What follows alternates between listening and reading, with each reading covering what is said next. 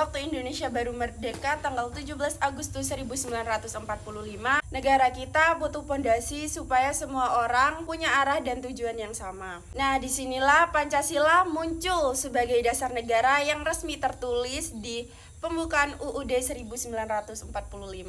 Nah, pada tahun 1949 sampai 1950, setelah perjuangan kemerdekaan, Belanda akhirnya mengakui kedaulatan Indonesia lewat konferensi meja bundar pada tahun 1945.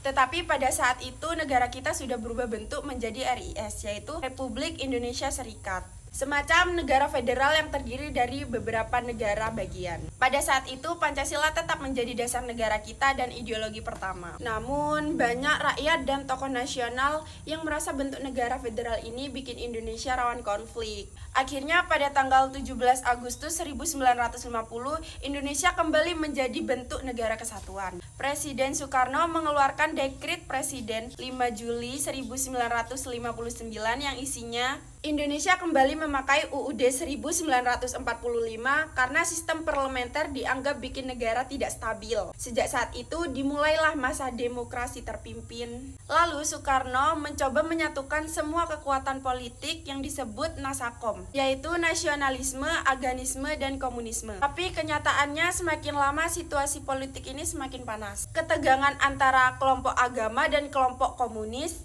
semakin meningkat. Dan akhirnya terjadilah gerakan 30 September atau G30S. Setelah peristiwa G30S, akhirnya kekuasaan berpindah kepada Presiden Soeharto dan dimulailah era Orde Baru. Pada Orde ini, pemerintah sangat menekankan stabilitas politik dan ekonomi untuk menjadikan Pancasila sebagai asas tunggal, yang artinya semua organisasi politik dan masyarakat wajib menjadikan Pancasila sebagai dasar organisasi mereka.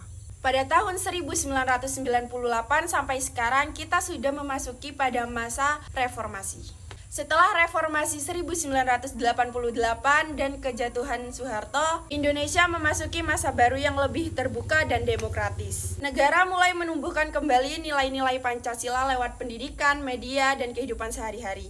Pemerintah juga membentuk BPIP, yaitu Badan Pembinaan Ideologi Pancasila, untuk menguatkan pengamalan Pancasila di masyarakat. Salah satu peristiwa bersejarah bagi negara kita yaitu Proklamasi Kemerdekaan pada tanggal 17 Agustus 1945.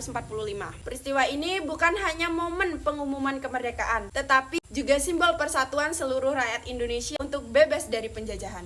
Nilai-nilai yang tercermin dalam Pancasila yaitu sila pertama, kedua, dan ketiga. Sila pertama yaitu ketuhanan yang Maha Esa. Banyak pejuang yang menjadikan keimanan dan doa sebagai kekuatan spiritual dalam memperjuangkan kemerdekaan. Sila kedua yaitu kemanusiaan yang adil dan beradab. Perjuangan kemerdekaan bukan hanya untuk satu golongan, tapi untuk seluruh rakyat Indonesia agar hidup bebas dan bermartabat. Selanjutnya yaitu sila ketiga, persatuan Indonesia. Seluruh rakyat dari berbagai daerah, agama, suku bersatu untuk memperjuangkan kemerdekaan. Menurut saya, peristiwa proklamasi ini bukan cuma momen sejarah, tapi juga mengingat bahwa kemerdekaan diraih dengan semangat persatuan, keberanian, dan pengorbanan.